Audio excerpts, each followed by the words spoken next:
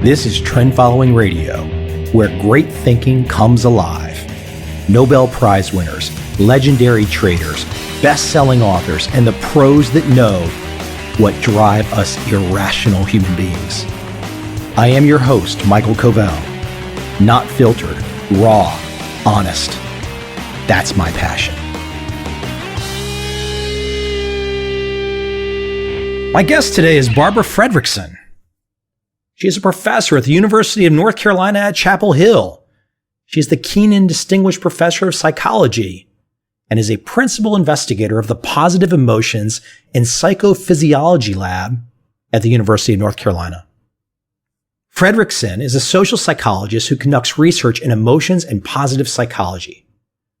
Her main work is related to her broaden and build theory of positive emotions, which suggests that positive emotions lead to novel, expansive, or exploratory behavior, and that, over time, these actions lead to meaningful, long-term resources such as knowledge and social relationships.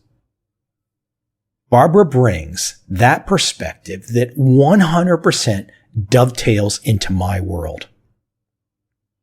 I will take as much psychological insight, research, expertise onto this show as I can get. And Barbara brings that exactly. I hope you enjoy this conversation with Barbara Fredrickson.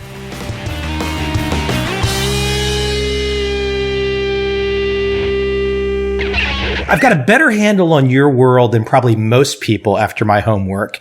However, I would love for you to kind of give a 37,000 foot looking down view of your life, kind of your passion for what you pursue in academia. But I would love for you to also kind of, where did it start? Where did this fascination start for you?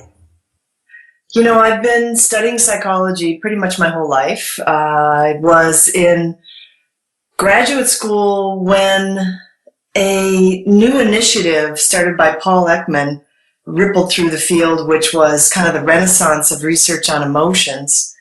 It didn't take me long in that I was a postdoc then in that first wave of training that he and a cohort of people put together. It didn't take me long to realize that most of the science that people were doing was just 100% on the negative emotions, maybe 98% on the negative emotions. And, you know, so there's a lot of work on anger, fear, even disgust had its own little fiefdom of people working on it.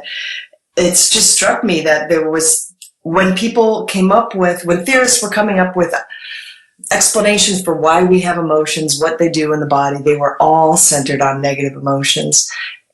There was a slim treatment of positive emotions in that negative emotions were deemed to be about survival and positive emotions about reproduction. And I thought, well, you know, not everything goes through the doorway of reproduction. There's got to be some survival value to positive emotions. And that's kind of the intellectual puzzle that got me started. You know, I've had people ask me, is it because you have this enormously happy, positive youth and family? And I say, absolutely not. I had a very stoic Nordic upbringing where there was no discussion of emotions, which probably is what piqued my intellectual interest in emotions. Well, you bring up an interesting way of phrasing it all, because I think many people, maybe even myself too, when you hear the phrase positive emotions, maybe you first want to latch on to some new age or self-help, but you are deep in the science on emotions, on positive emotions. Right. I'm very influenced by evolutionary psychology, by neuroscience, by, the behavioral changes that occur with emotions. And, I see my job as figuring out how do these emotions, the pleasant ones, the uplifting ones, the ones that we, all things being equal, would want to continue or to experience again, why do they matter? Is it more than just reinforcement? They appear to have many more functions beyond being reinforcing or rewarding. Why don't you go ahead and break apart some of the evolutionary comparison? So the negative emotions, fear, disgust, perhaps, and some of the evolutionary reasons why those unfolded. And I think that's more clear. But in your work, you're breaking apart the evolutionary factors and reasons and rationales why positive emotions have unfolded. And it's not as clear at first glance. For negative emotions, they grab our attention, or experiences that evoke negative emotions really grab our attention. And we have this kind of immediate narrowing of our perspective to focus on the threat or source of threat. So in situations that threatened our ancestors' life and limb, it was adaptive for our attention to narrow so that we address whatever threat that is. So those action urges that go with negative emotions like fight or flight, with fear and anger, and spit something out of your mouth if it disgusts you. I mean, those action tendencies are not just ideas rolling around in one's mind. They're also embodied ideas, in that our bodies are in that moment that the thought of striking back occurs to you. Your body is mobilizing the physiological support for that. So that concept of negative emotions having these, specific action urges helped explain both how emotions might have been adaptive to our ancestors and why they have these embodied components to them. And that idea had been used for all emotions at one time, that all emotions must have these specific action tendencies. But what became clear to me is that the action tendencies that had been named for positive emotions were not very specific at all. They were things like free activation, which is an aimless readiness to do anything, or just, relax, chill. So they weren't, as prescriptive as attack, flee, spit. And so my insight was that, perhaps positive emotions are equally altering our action urges, but instead of narrowing them, our action urges, they broaden our thought and action repertoire so that we can see the big picture and potentially go in many possible directions, not just one direction, and in terms of our next move, our next action. And that is adaptive, not in the instant that we feel it. So for our ancestors, the thought is that, when they experienced a negative emotion and acted in a way that, helped them survive a threat to life or limb, that the adaptive value of that emotion is occurring right when you're experiencing it. I think positive emotions are more like nutrients.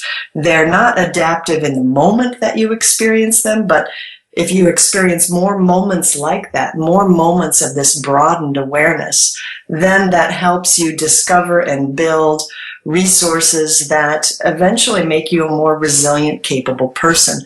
So what positive emotions do is they broaden our mindsets in ways that help us become better versions of ourselves, more able to face that threat to life or limb when it comes up in the future, because of course it'll come up in the future. It's really an issue of the negative emotions, perhaps the short-term function, and the positive emotions, more of a long-term function. Exactly. Yeah. Talk about some of the benefits to positive emotions. I just as a kind of a self-analysis of myself, I obviously I'm reading your work and I'm seeing your work, so I don't want to make it feel like, okay, I'm just saying that I know this, because your work clarifies it. But there's no doubt when I feel at my highest positive levels and I just feel like everything's clicking, the biggest thing for me, creativity, just goes off the charts. Yeah. Well, even mild emotional states increase creativity and openness. And certainly, greater intensity may be associated with, sometimes a greater feeling of creativity. I think it's those moments of really peak positive emotions are just the ones that grab our attention the most. I think so often mild positive emotions just don't quite register as noteworthy, but they too are increasing people's ability to see the forest and the trees and be more flexible and responsive. So what we've learned through the science is that it's not so much the intensity of positive emotions that matters, but rather the frequency. So even mild states experienced frequently lead to these increases in flexibility and creativity. And that association that you've experienced has certainly been borne out in the research literature. Yeah, sometimes just on a really simple level, if I see someone on a regular basis who has a little more of a sullen look, or perhaps they don't have a regular smile, if you literally just stop and start kind of playing a little and just say, hey, just feel like what it feels to smile. And literally just the sheer act of changing in that moment does something. And I think that gets to that micro moment that you talk about. Right. I mean, all emotions. I mean, we do have this funny thing, especially in Western society, of pursuing happiness like it's some place you move into permanently. But I do think there's a difference between happiness and positive emotions, and we can talk about that in a moment. But I think people often set their eyes way too far, in the future, and whereas, positive emotions, and like all emotions, are like a wave. They arise and they dissipate. They're really micro moment experiences that last, seconds or minutes at most. That is, they're just powerful moments. And I think that's one reason why they eluded the attention of scientists for so long, just because, they're just these fleeting experiences, but they're fleeting experiences that affect the way our brains work, the way we behave, the way we connect with others, and what's going on in our bodies. What's the connective tissue from your perspective? And this is a big, wide question, so you can bite off as much as you'd like. But the connection to many of the Eastern traditions, the being in the moment of now, the Buddhist philosophies, it seems like it dovetails and connects directly within much of your work. Again, yes, paying attention to what the experience is at the moment is certainly a part of the ancient Buddhist psychology. I mean, I think of Buddhism more as a psychology than it's every bit as much of a psychology, and that's why there's so much connection, I think, between modern psychology and ancient Buddhist teachings, because they're fundamentally about the same thing, about inner experience and well-being and ways of being in the world and responding to events. That insight that there's what the current experience is matters, and kind of connecting to it. And the one I think often misunderstanding of Eastern and Buddhist practices in Western culture is that mindfulness especially is all about don't change the present moment, just experience it. And yet in those ancient wisdom traditions, that's just, stabilizing the mind to pay attention to the present moment is just one aspect of it. Another is there are certain modes of being or states of being, or in my language as a scientist, emotions that are worth cultivating, that hold value in terms of our own experience, well-being, and health, and our ability to contribute positively to the communities that we live in. While sometimes people take Buddhist approaches as don't strive for anything, just accept. There are states worthy of striving for.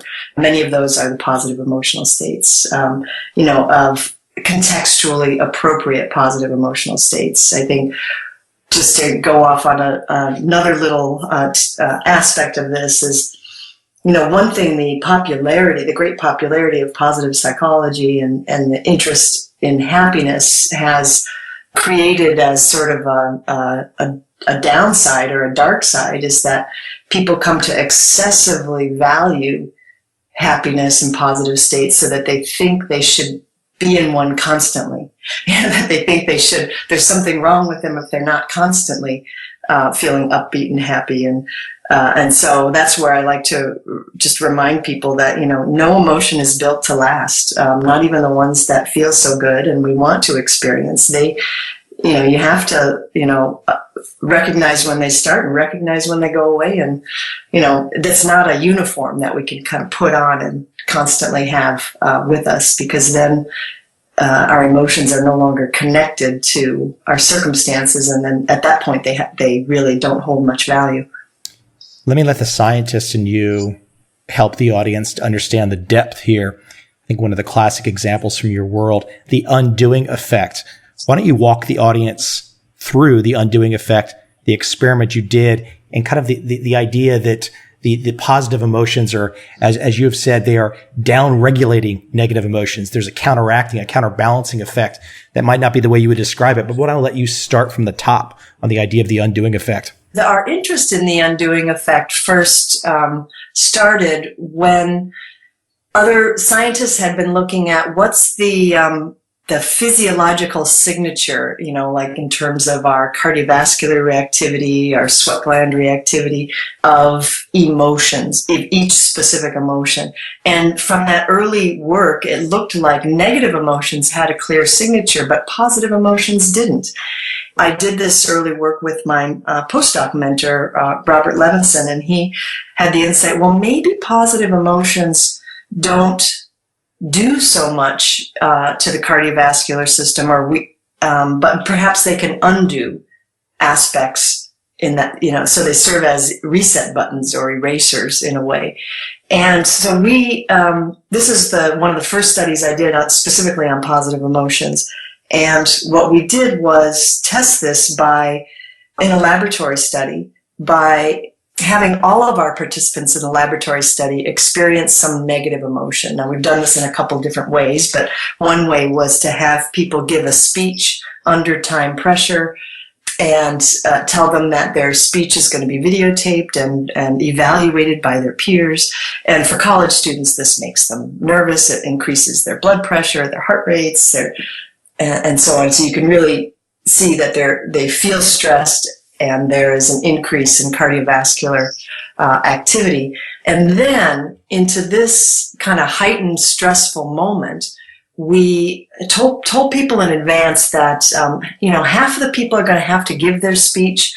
The other half won't have to give their speech, and you'll know that's you if a video clip comes on the monitor. Well, in reality, nobody had to give their speech. Everybody got a video clip. But by random assignment, some people got positive video clips to turn their attention to, either something amusing or something serene. Other people got very neutral, pre-tested to be totally neutral video clips, and others got a sad video clip.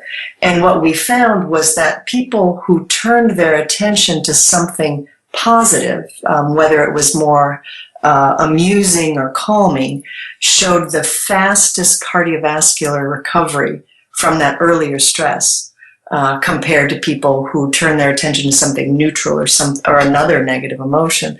In that way, positive emotions help people bounce back to their own physiological neutral point. That kind of effect has been shown, in my lab and other people's labs time and time again, and it works not only in these, contrived laboratory settings, but also in real life settings where, people are dealing with bereavement, or we did a study of people's responses after, September 11th in the United States. The extent to which people experience positive emotions help people return to their own kind of normal level more quickly, recover and move on. It must frustrate you as a scientist, as a researcher, psychologist, to look at the nightly news, any nightly news in any country, daily basis. And here you are, the science behind how we do better as human beings. But one of the primary forces that hit all of us with information is a nonstop barrage of negative emotions. It just seems so simple almost that when you can look at the research, you can look at the science, and you could say, well, maybe we could flip this on its head a little bit, and that perhaps instead of giving everybody this downtrodden, awful content all the time, that it could be turned on its head. I think this is why people love cat videos on YouTube. I think you're right. It is true that, excessively consuming negative emotional information can be harmful for people. I mean, there's Studies show that, again, going back to the example of September 11th, people who consumed a lot of news after September 11th were much more likely to be suffering from, some mild PTSD and depression and difficulties. Like just taking in so much of the news can be harmful for people. And then sometimes people will say, well, maybe we should put the news on some sort of, ratio of positive to negative emotions. And I think we don't need to balance things out just in our media consumption. But I think as humans, we should pay attention to what our overall emotional diet is across all of our experiences. It may be the case that taking in world events is almost always going to be more negative than positive in terms of, what people deem as worthy to broadcast. But if we can balance that out in the rest of our days and just not let our media consumption be the only source of emotions, then I think we're in better states. So as individuals, there are things we can do. We can kind of limit the way we take in information. I find taking in the news on the web feels like there's a little bit more control over how much I see and how much I feel versus, different ways of getting media or through print. Structurally, we could offer better supports for people to experience more positive emotions as well. So there's things individuals can do, and there are things those of us who have control over media resources and structures and societies and communities can design around creating more opportunities for connection and positivity as well. You put the phrase together, or at least I think you did, but I don't think you were intending to, but it is part of your research that I would love for you to elaborate on, which is the positive-negative ratio, and that there is a particular ratio that you have postulated that is optimal. Right. Well, what we know is that there are fundamental asymmetries between positive and negative emotions. And one of those asymmetries I mentioned earlier is that negative emotions grab our attention, and they do that more than the positive emotions, which are kind of the quieter, more subtle states, and they don't necessarily grab our attention in the same way. I mean, if you think of just reading any reviews, like as an instructor, you get student evaluations, and you might have 98% positive, but the negative ones will be the ones that stick in your brain. There's a reason that negative emotions grab our attention more in terms of, those are potentially threatening situations that we may need to address. But because of that, it takes more positive emotions to balance out and one experience of negative emotions. The other asymmetry actually helps us out with this. The other asymmetry between positive and negative emotions is that positive emotions are far more frequent in day-to-day experience for most people, unless you are dealing with depression or anxiety or a PTSD. But people who aren't dealing with a mental illness, their experiences of positive emotion are far more frequent than their experiences of negative emotions. And so we know that for mental health, the ratio of positive to negative emotions is not 1-to-1. It's definitely north of 1-to-1. The descriptive research suggests that ratios of about 3, 4, and 5 positive emotions to 1 positive emotions are descriptive of people and couples that are in flourishing mental health. How did your study of positive emotions lead to your study of the science of love? Well, it's pretty much one and the same in that I have in my book, Love 2.0, I put forth a very different definition of what love may be, and it really comes from seeing this through the lenses of an emotion scientist, in that it seems that the positive emotions, no matter what they are, whether it's gratitude, awe, interest, amusement, the positive emotions that we share with one or more other people seem to have an even more potent effect on our well-being and our health than the positive emotions that we experience individually. When we experience positive emotions with another, or I suggest we co-experience them with others. Think of this as the contagion of a smile. It's like when you smile or laugh, that's more likely to make me smile or laugh. When you see me smiling or laughing, your smile and laugh grows a little more intense, and it kind of reverberates or resonates between us for a stretch. And those particular moments in which positivity resonates between people seem to be especially nutritious in terms of helping us become, healthier, better versions of ourselves. We find that they account for the cardiovascular benefits of positive emotions. Taking a cue from some earlier emotion theorists, I suggest that, maybe love has been very hard to define in the scientific literature, and one view of it might be this co-experienced positive emotions, these micro moments of shared positivity. In that these micro moments of shared positivity, they are short-lived, so it kind of busts the myth that love is everlasting. But the more they occur, the more with the greater frequency with which they occur, the tighter our bonds are to people.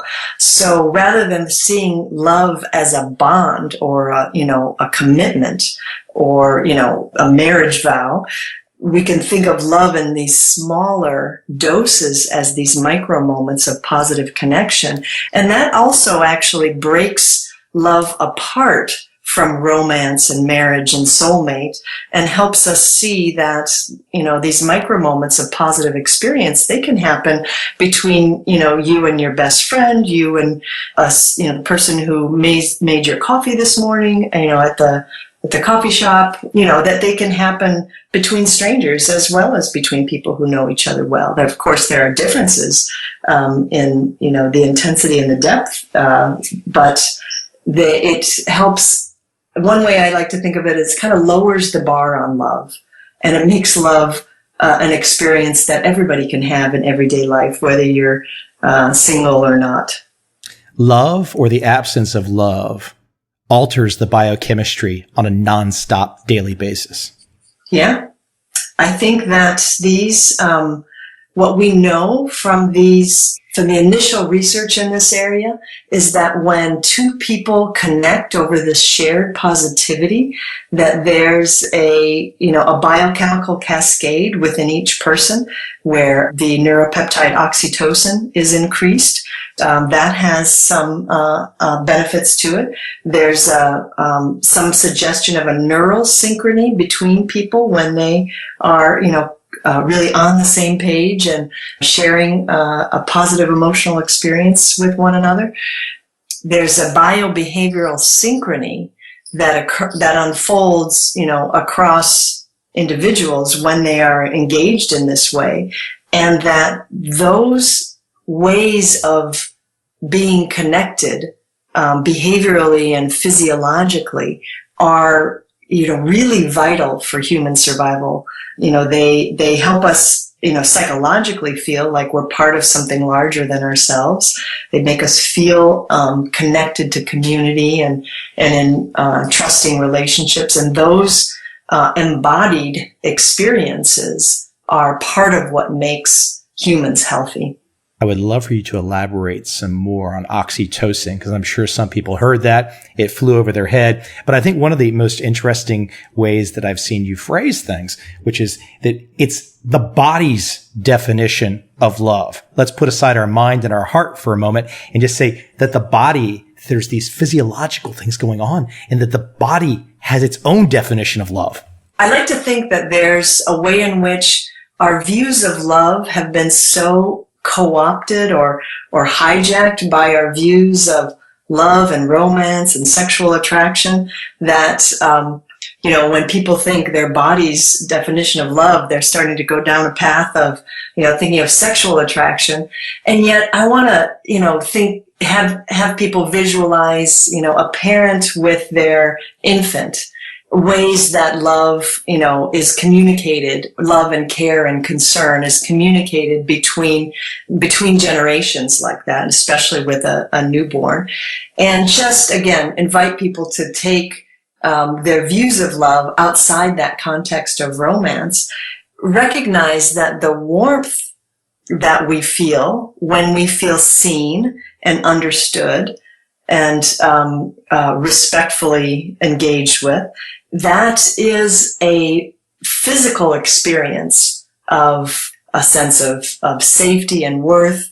And those physiological experiences that occur with that, the more moments we have of that, the healthier we are. And we know this from the developmental science literature in terms of, warm, nurturing childhoods, that one of the saddest findings we know of, beyond, children who are, severely neglected or, put in orphanages where they're never touched. Certainly there are costs to that. Even having a caregiver who is depressed, what depression does is it kind of mutes, it's seen as a disorder of the positive emotion system. So when a primary caregiver is depressed, even the way they move their body is through the world is kind of as if they're moving through lead. Their faces are not as mobile. And so for an infant, they're not getting this, shower of positivity that would occur if the caregiver wasn't depressed. And what we know is that the effects of having that depressed caregiver are really long lasting. They affect kids' school performance years later.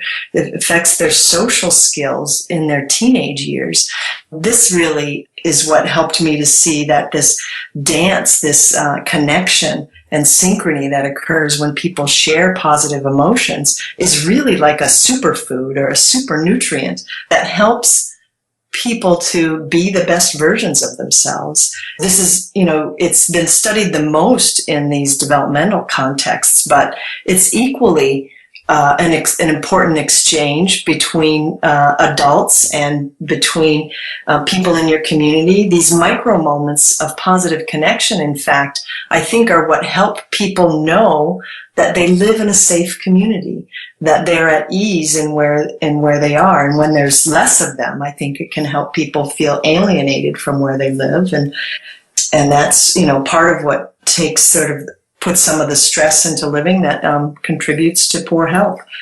A couple places where we've seen this effect, again, taking it all the way to physical health, we've looked at, the very rhythms of the heart to see how they are affected by people's day-to-day experiences of positivity resonance. And we see not only an association there, but we've done randomized controlled trials where we teach people techniques that ultimately allow them to have more of these day-to-day moments, micro-moment connections with others, positive connections with others, and they show improvements in the rhythms of their heart that bring them more towards health.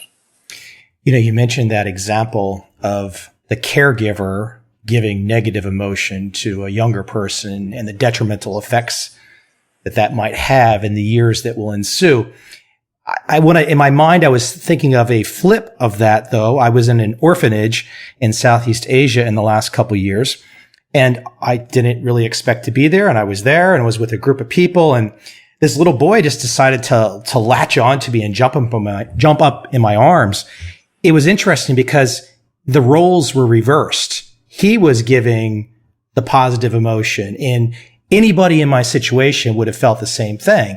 He just decided he was going to give this positive emotion. And not only did he give it to me, but he gave it to the 30 other people that were watching this scene unfold. So it is amazing how that you can have the older caregiver doing something bad, but the younger person can flip the whole thing on its head and give it back too, huh? Exactly. And I guess want to emphasize too that depression actually doesn't necessarily mean that the caregiver is putting out negativity. It just means they're not putting out positivity. That it's a dampening of the positive emotion system more, and so it can seem just like an absence of emotion. But you're right, kids actually arrive on the scene and some more than others, obviously, with this appetite for positivity. And there's actually one theory that this is why kids and baby animals are as cute as they are, because that helps draw in caregivers or draw in others around to become caregivers and say, oh, how cute, that they have built in positive emotion eliciting features and behaviors that just help them get what they need, which is caring and attention and connection with others. So yes, they play a very big role in this. It's not a one-way street at all. We brought up early in our conversation some of the Eastern traditions and Buddhism. One of the kind of central tenets is impermanence is the rule. And so I think when we start to talk about love and love being fleeting, I can think of masses and millions of people in America that grew up with this, and you've already hinted at this as well, but the idea of a soulmate. But if love is fleeting, the science also says, not only is it fleeting, but the science also says it's renewable. It can come back. So it's not, it's in that impermanence idea is very foreign to those of us that grew up in America, isn't it? Yeah, I think so, because, again, there are so many things that we set out as, goals that we're going to achieve, and once we achieve them, we'll be happy. I mean, there's a way in which, the American dream is set out like that, and it has sort of a narrative arc that gets us to think about things that are once we achieve them, we'll enjoy them, forevermore. Sometimes when people will hear that I say love is fleeting, love is not exclusive, they start to feel a little like they're, it's a depressing view of love. But no, it's forever renewable. I mean, this is a powerful, renewable resource that can buoy up our mental health and our physical health, but more than just our own physical health and mental health. It buoys up, the well-being of people around us as well. So it's, I like to think that positive emotions, and especially positive emotional connections with others, they're every bit a health and wellness behavior, as is, eating your vegetables and being physically active every day. Well, you're very good at painting a narrative, but I want the audience to understand full well, because I did this. Go download a few white papers, and it's going to start to look like a statistical narrative. You are giving a very nice storyline of what all the data, the research, and the science shows. But I still think that's the most fascinating aspect here, is that you're painting a picture, you're outlining a story, you're giving these new ways to think about things, but you're a lady that lives in the numbers. Yes.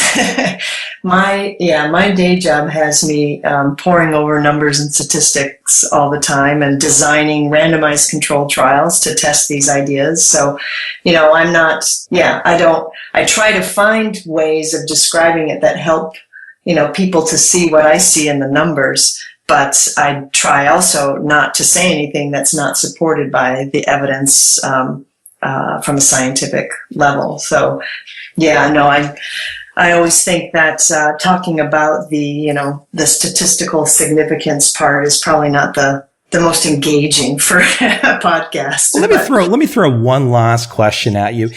Given that we're talking about all of this research, this experimentation going on for well over a decade, perhaps 2 decades, is there an example? Is there something you can think of in your head that just shocked you, just surprised you, in a particular experiment that you did where the result in part of your overall research, where you just stood back and said, wow, or is everything that has been a big wow for you your whole career?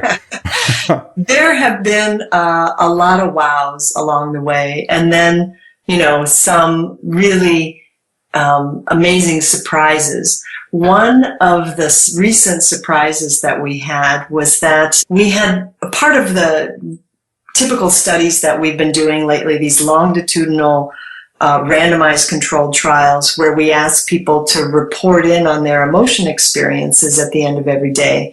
And if listeners want to get a sense for how we do that, they could visit one of the websites that I have, positivityratio.com, and take what's called the positivity self-test there. And that's basically, what we have our research participants take, every evening for for a season, basically. Across many studies, we've found that simply taking that measure every day doesn't necessarily change people's emotional experiences. But in one study, we started to ask about people's experiences of social connection. At the end of, after they filled out these 20 items on their emotion experiences, we asked people to think of their 3 longest social interactions of the day, and just thinking of those interactions as a set. How would you rate how close you felt to the people you were with and how in tune you felt with them? What we learned is that adding those questions in, even at the end of the emotion reports, over the 3 months of study, started to increase people's experiences of positive emotions. And so there was something psychoactive about reflecting on connection, so much so that we saw it also lead to improvements in cardiovascular functioning. Merely reflecting on connection on a regular basis seems to be something that allows people to feel more uplifted and joyful in daily life in ways that are also becoming deeply embodied and changing the very rhythms of our hearts in ways that are more supportive of health. That was what I call, now, and we've tested that in a number of different studies now, and we see that effect, and it seems like a very potent micro intervention. And so that's something that really just, the data taught us that rather than us going to look for it. It's always interesting, regardless of one's field, when you look under the hood and look at data often paints a different picture than what we imagine. Yeah, it's definitely a fascinating area to work in. And then, we learn from our data in that way and then go test it in the next study so that we can become even more confident. Barbara, some of your books, Positivity, Love 2.0, what's the best website for people to go to? You just mentioned one. Is that the best one? Well, there's probably, if people are interested in looking under the hood at the research, I would send people to my laboratory website, which is positiveemotions.org. If they're interested in the Positivity Resonance Love 2.0 work, I would send them to positivityresonance.com. Then the website for my first book, Positivity, is the positivityratio.com. You can find all those at positiveemotions.org. So I know that's a lot, but hopefully they're easy words to remember. Barbara, thank you for giving me a chance. I continue to try to expand this podcast in ways that I never expected 2 or 3 years ago, and you have helped expand it in another direction. All right. Well, this was fun. Thanks for the invitation. Take care.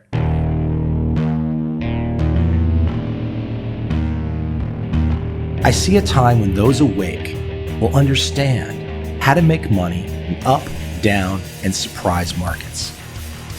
Whether new trader or experienced, college student or financial advisor, protecting against a crash or just trying to make a lot of money, trend following offers everyone an answer in uncertain times.